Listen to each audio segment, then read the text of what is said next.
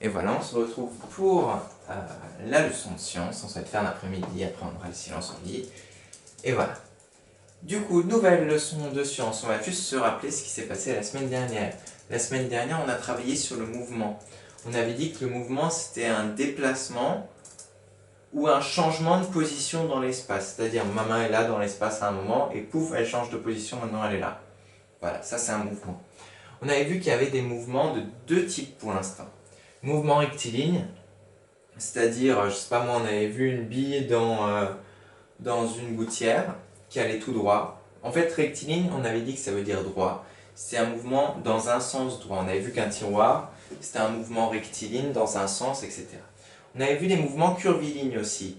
Par exemple, on va refaire l'exemple, je vais juste enlever la caméra. Et voilà. Hop.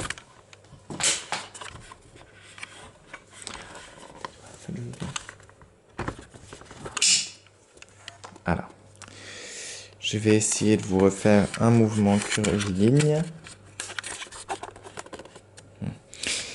Ici, je vais poser cette bille. Hop, je sais pas si vous arrivez à la voir. Ouais, c'est bon. Essayer de poser cette bille. Je vais demander plutôt à mon assistant. Merci, mon assistant. Alors, poser cette bille, on va lui faire un mouvement curviligne, c'est-à-dire en forme de courbe. Alors là, elle va faire par exemple, elle est pas dans un sens là, elle fait des ronds, enfin elle fait des courbes, voilà. Et on va juste voir maintenant, parmi ces mouvements curvilignes, en fait, les mouvements curvilignes, c'est une famille.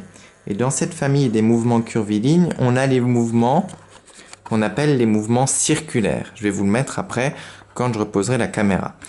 Les mouvements circulaires, c'est des mouvements en forme de courbe, mais qui forment des cercles. C'est-à-dire, si on mettrait, je sais pas moi, hein, il est où mon... Venez voir là. Voilà. Si on met un crayon au bout de, par exemple, là, bah, on verrait que ça formerait un cercle. Alors, c'est un peu compliqué de faire avec... Voilà. Là, pour fermer le volet, on a un mouvement qui forme un cercle. Voilà. Ça, c'est donc des mouvements circulaires qui sont donc dans la famille des mouvements curvilignes. Je vous remets en place. Hop là.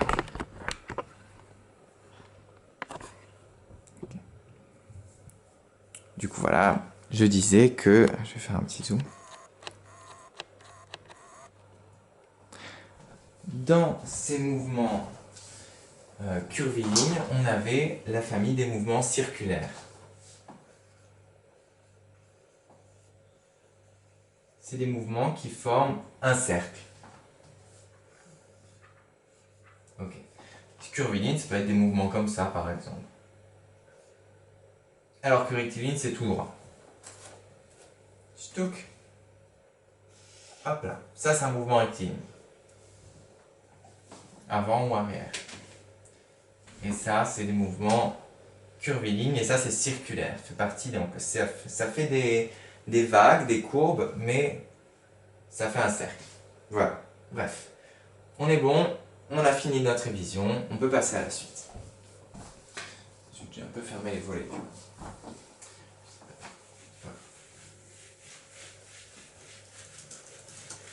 On va donc, le titre de notre leçon d'aujourd'hui, enfin non, un des objectifs de notre séance d'aujourd'hui, ça va être de comprendre ce qu'est la vitesse.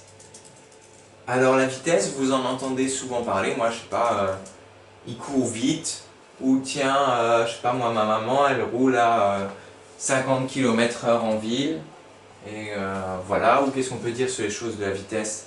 Bah elle écrit vite, etc. En fait, on va comprendre aujourd'hui, on va s'intéresser à finalement, qu'est-ce que c'est que la vitesse? Voilà. Parce que c'est quelque chose de mathématique, on verra la vitesse, et ce que c'est, qu'est-ce qu'il y a dans la vitesse, etc. Alors, pour ça, on va faire un exercice, pas tout de suite l'exercice d'échauffement, je voulais juste d'abord vous montrer deux objets. Alors, stouk. Voilà. Objet numéro 1, s'il veut bien. Sinon, je le remets là. Il veut, mais ça m'en défend. Voilà. Ok. Voilà, donc par exemple, un objet qui est en lien avec la vitesse, on a un compteur de voiture sur lequel il y a des où il y a des kilomètres/heure. Voilà, par exemple, là, il roule à 50 km/h. Ça peut aller jusqu'à 220 km/h. Là, ici, il roule à 90 km/h. Du coup, c'est une vitesse. Autre chose aussi, où on peut se rendre compte des vitesses, c'est grâce à cet outil. C'est un radar pédagogique. C'est un radar, mais qui donne pas d'amende aux gens. C'est pour les prévenir qu'ils roulent à 54 km/h. Alors que là, ils devraient rouler à 30 km/h. C'est une zone 30. Voilà. C'est pour prévenir les gens. Ah, ta vitesse, elle est trop élevée là. Il faut que tu baisses pour arriver à 30. Du coup, encore la vitesse en km/h. Ok. Maintenant, vous allez chacun faire un exercice pas mal du tout. Voilà. Ok. C'est bon, on est bien. Alors, en fait, à chaque image correspond dans votre tête une vitesse. Par exemple, ça va plus ou moins vite que ça, etc., etc., etc., etc. Alors, vous avez ici des vitesses qui sont notées. 30 km/h, 106 000 km/h, 1 mm par seconde, 2 mètres par seconde, 15 km/h, 250 km/h et 500 km/h. Ok. Votre but à vous, ça va être de relier ces vitesses avec ces images. À votre avis, à quelle vitesse vont ces images? Enfin, quelle vitesse va l'objet ou la personne ou l'animal qui est sur l'image? À vous de dire. Est-ce qu'elle fait, je sais pas moi, en 1 heure, est-ce qu'elle fait 30 km? Ou est-ce qu'en 1 seconde, elle fait 1 mm? Voilà, à vous de faire. Ensuite, deuxième exercice, je vous demanderai de ranger ces vitesses dans l'ordre croissant, c'est-à-dire du plus petit au plus grand. Je vous rappelle, pour faire ça, on utilise ce signe. Ça veut dire il pique le plus petit et il mange le plus grand. Du coup, avant, il y aura quelque chose qui est plus petit parce qu'il se fait piquer. Et devant, il y a quelque chose de plus grand parce qu'il va manger le plus grand. Enfin, il pique le plus petit là et il mangera le plus grand, etc., etc., etc. Ok. Juste pour les enfants qui n'ont pas la possibilité d'avoir une imprimante, je vous mets juste des numéros et des chiffres. Comme ça, A, B, C, D, E, F, G.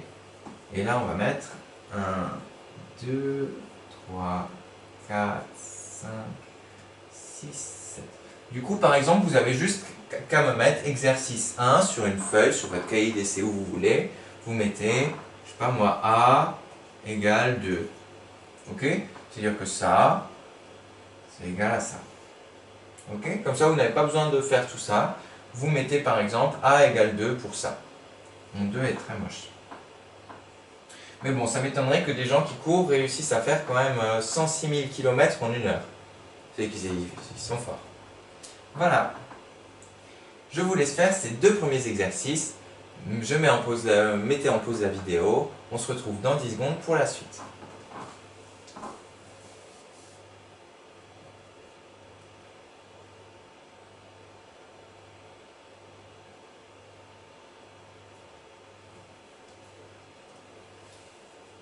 Voilà, j'espère que vous avez tous bien fait l'exercice. C'est super important que vous l'ayez fait pour vous rendre compte, pour travailler vous-même, sinon vous allez vous ennuyer, mais à un point.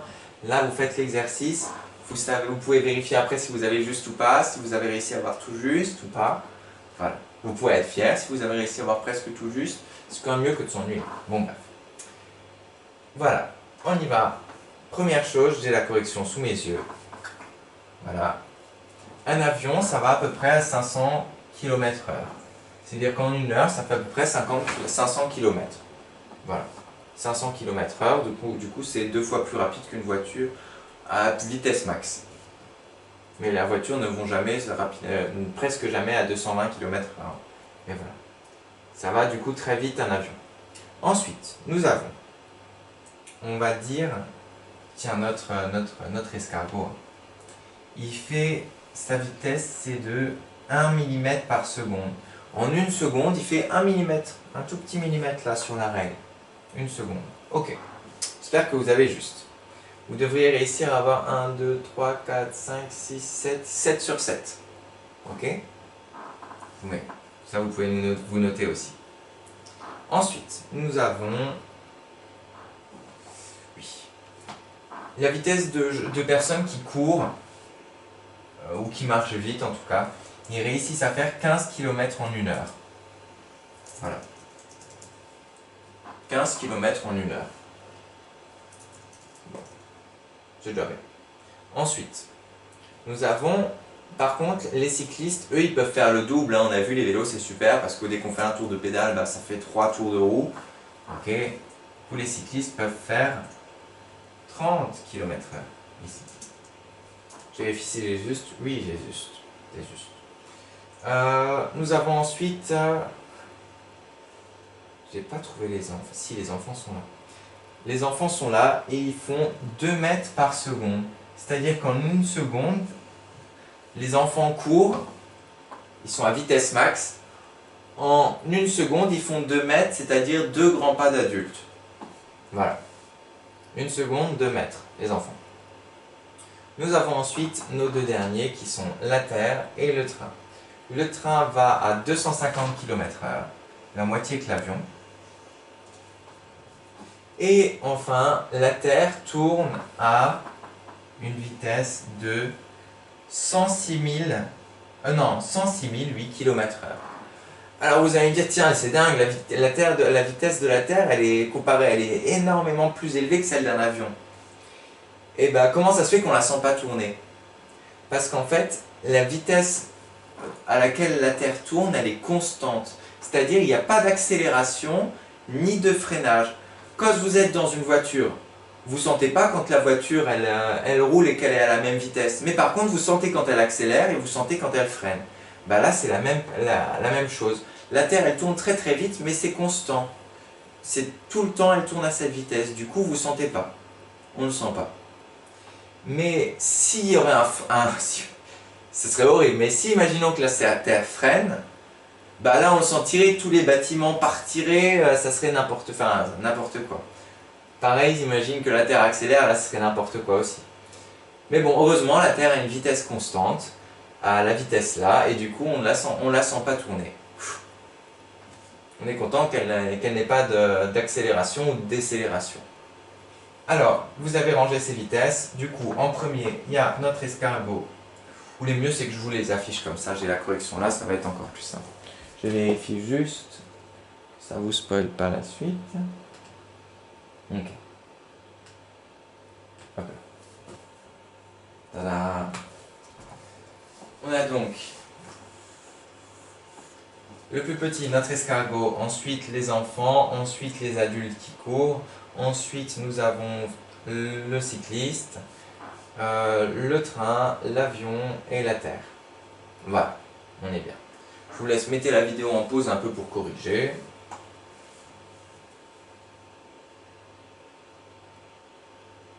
Et on est bon. Je vais vous présenter un dernier problème. Et c'est vraiment un problème.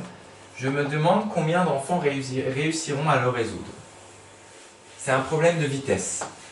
Et qui va vous demander, je me demande combien vous avez eu sur 7. Je me demande si c'est des enfants qui ont eu 7 sur 7. C'est un problème qui va vous demander de vous concentrer et de réfléchir. Comme tous les problèmes, mais bon. Regardez, je vous donne ça. Et je vous le lis, je vous l'explique, je vous laisse. Il faudra bien 10 minutes à mon avis pour le faire. Alors, on lit déjà les questions. Question A, qui va arriver en premier? Question B, qui va arriver en dernier? Question C, qui va accélérer? Question D, qui se déplace tout le temps à la même vitesse, c'est-à-dire qui a une vitesse constante? Et question E, sur le tapis roulant, à quelle vitesse se déplacent les deux copilotes? Alors, on va voir ce problème. Problème très sympa qui demande vraiment de réfléchir. Et de faire un schéma à mon avis. Je vais vous montrer comment faire un schéma. Le personnel navigant du vol 747 pour Sydney s'apprête à embarquer. Ça veut dire, en 2 mots, les gens qui travaillent dans l'avion, c'est-à-dire les hôtesses et le pilote, etc. Ils veulent aller embarquer dans l'avion pour décoller. Ok? Et du coup, ils doivent aller dans l'aéroport jusqu'à l'avion pour pouvoir décoller. Tout ça pour dire ça. Bref. Les gens qui travaillent dans l'avion veulent aller dans leur avion. Le capitaine, l'hôtesse de l'air et les deux copilotes. Copilote, c'est celui qui aide le pilote. Et ils doivent être plusieurs parce que c'est long pour les vols qui font par exemple 12 heures, ou plus long, il faut quand même qu'ils se reposent quand même notre pilote, et du coup il y a les copilotes qui prennent le relais. Marchent tous à la même vitesse de 3 km par heure. Du coup, ils ne courent pas comme ceux d'avant, là ils ont une vitesse de 3 km heure. Nos gens. Ils marchent tous à la même vitesse, 3 km heure. Ok. La distance parcourue par chacun est identique. Ça veut dire qu'ils font tous la même distance, forcément, ils marchent à la même vitesse. Mais voilà, il se passe quelque chose. L'hôtesse de l'air évite le tapis roulant présent sur le trajet. Sur le trajet, pour aller plus vite, il y a un tapis roulant. Vous savez, les tapis roulants qu'il y a dans les aéroports pour permettre d'aller plus vite, pour permettre d'accélérer, pour permettre de marcher plus vite. Du coup, il y a l'hôtesse de l'air qui évite le tapis, elle marche à côté. Le capitaine l'emprunte sans marcher. Ça veut dire qu'il emprunte, le capitaine, il se met dessus, mais il ne marche pas. Il reste comme ça. Et les copilotes l'empruntent et continuent à marcher dessus. C'est-à-dire que les copilotes, ils l'empruntent et en plus, ils marchent. Le tapis roulant se déplace à une vitesse de 3 km par heure. À vous de trouver qui arrivera en premier, qui arrivera en dernier, qui va accélérer, qui se déplace tout le temps à la même vitesse, à quelle vitesse se déplacent les deux copilotes. Je vous laisse toutes ces questions, mettez en pause la vidéo et on se retrouve dans quelques secondes pour le résultat, savoir si vous avez juste oui ou non.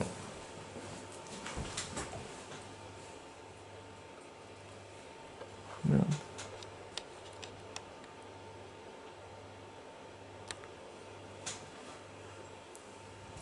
Mettez la vidéo en pause, comme ça vous n'aurez pas tous ces effets du projecteur.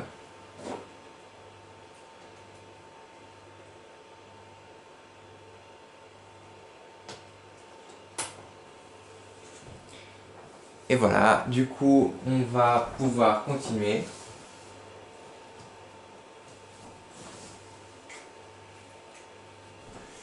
On est bon, c'est parti, je vous montre, ou je vous fais la correction. Je regarde juste si j'ai juste. Voilà.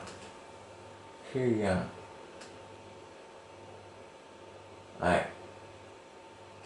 Ouais. Ok.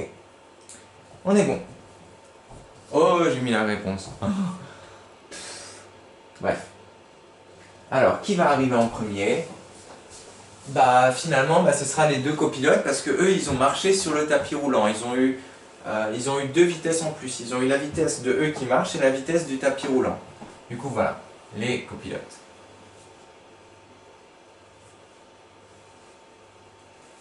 Ok. Qui va arriver le dernier ? C'est tout simplement l'hôtesse de l'air qui a continué à marcher sans... qu'est-ce que je voulais dire ? Sans utiliser le tapis. Du coup, mais elle arrive en même temps, je crois, que le monsieur qui utilise, je réfléchis, que le monsieur qui ne marche pas sur le... Oui, c'est ça. Du coup, il y a l'hôtesse de l'air, ils arrivent en même temps normalement. L'hôtesse de l'air et le pilote. Je vérifie juste, c'était quoi la vitesse du... Oui, c'était 3 km/h et 3 km/h.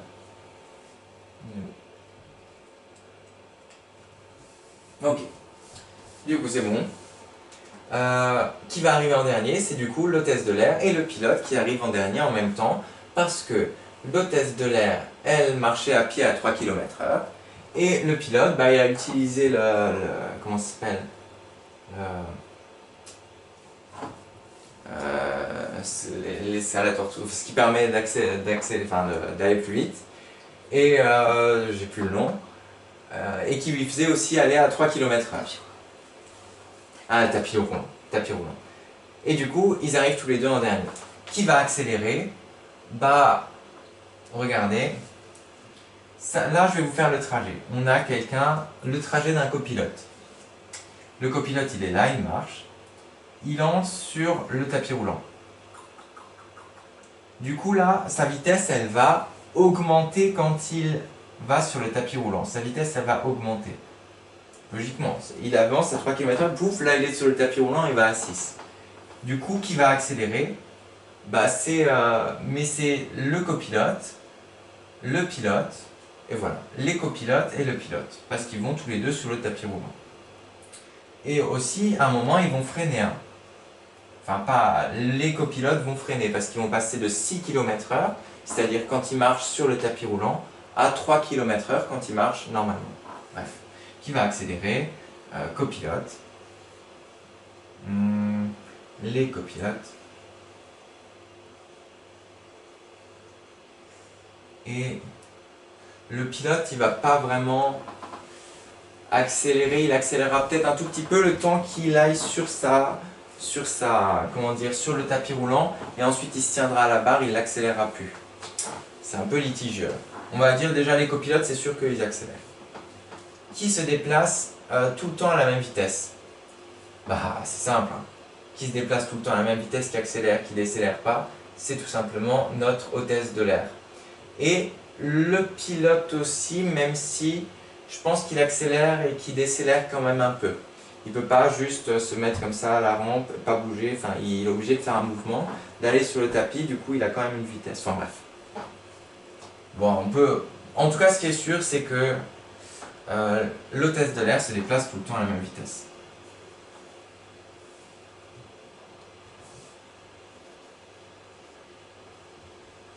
Ok.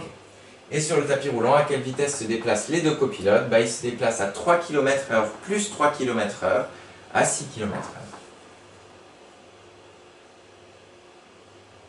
Voilà, j'espère que vous avez réussi à résoudre ça. Voilà. Et on va pouvoir faire maintenant le récapitulatif de notre leçon. Je coupe la vidéo, on se retrouve pour une autre vidéo sur la leçon.